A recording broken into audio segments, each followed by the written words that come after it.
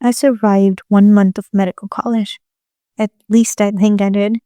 And man, medical college was something. Everyone around me was congratulating me when I got it. Family, friends, people I hadn't spoken to in years.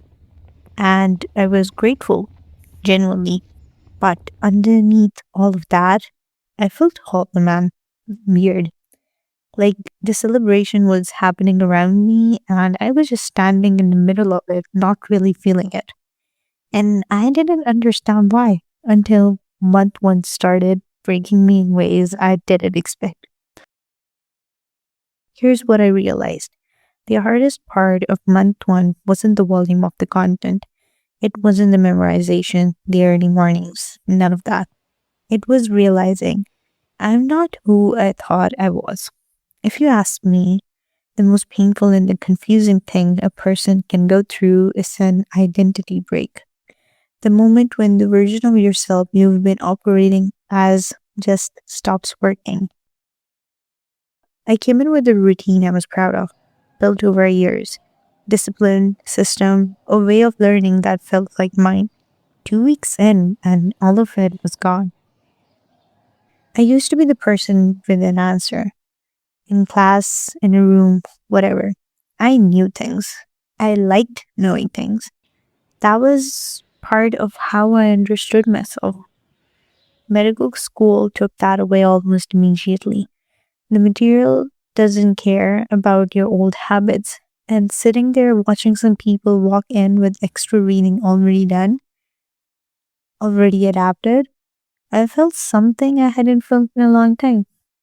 Lost, but a specific kind of lost, where you don't just know where you're going. You don't know who's doing the walking. I was reading this book called Tiny Experiments, and the author talks about this concept, liminal space. Liminal space comes from a Latin word for threshold, and a liminal space is exactly what it sounds like. You're at the threshold. You're no longer who you were, but you're not yet who you are becoming. Your old self hasn't broken down, the new one isn't there yet. And what she says is that most people try to escape this space as fast as possible. It's uncomfortable, it's destabilizing. So they rush back to certainty, back to old habits, old identities, old ways of seeing themselves, just to feel stable again. I thought about the hollowness I felt when people congratulated me, the collapsed routines, the procrastination that wasn't really laziness, it was avoidance. Avoidance of sitting with the fact that I didn't know how to make myself clear yet. That's a liminal space, and I was in one. And then there's the social layer on the top of all of this, which makes it harder. I noticed early on people who are trying things, building things, being a bit different. Some of them were getting quietly dismissed, and my brain registered that, filed it away.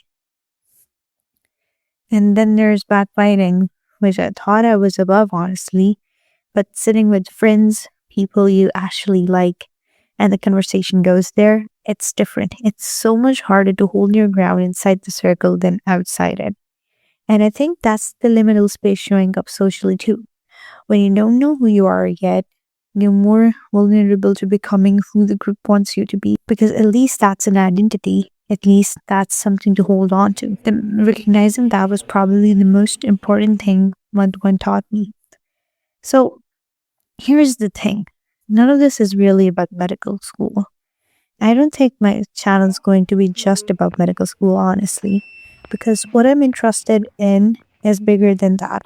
Identity breaks happen to anyone building anything real. You start something new, a business, a career, a version of your life that doesn't look like what came before. And at some point, who you were stops being enough. The old self can't carry you through. And the question is, what do you do in that liminal space? Most people protect the old identity. They perform competence. They avoid the discomfort of not knowing. They fill the gap with distraction. But I think the people who come out of the pressure actually different, actually better, are the ones who get curious about the collapse instead of running from it. I'm trying to be that person. I'm not fully there. I'm still figuring out how to study this material, still rebuilding a routine, still catching myself in moments where I almost became someone I didn't choose to be. But I'm paying attention, and I think that's where it starts. Month one survived, and the person who survived it, though, still figuring out who that is. I'll keep documenting it. See you in the next one. Signing off.